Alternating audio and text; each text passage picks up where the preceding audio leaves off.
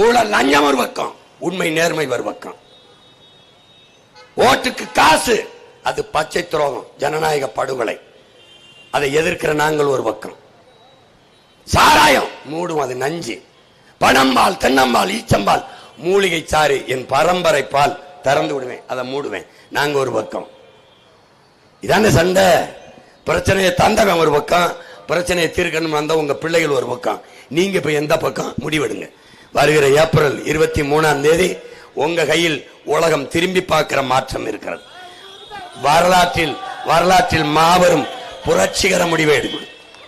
வாக்குக்கு காசு, வாக்குக்கு காசு.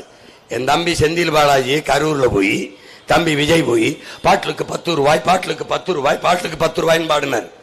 பாடி அவர் நான் வந்தால் டாஸ்மார்க்க மூடுவேன்னு சொல்ல மாட்டேங்கிறார். ஏன் சொல்லு. உனக்கு தெரியுமா, குடிக்கிற மக்கள், குடிகாரர்கள் ஓட்டு 2 கோடி இருக்கு. சர்வே சொல்லுது, புள்ளி விவரம். 2 கோடி குடிகாரர்கள். நீ டாஸ்மார்க்க மூடுவன்னா 2 கோடி ஓட்டு உனக்கு போயிரும்.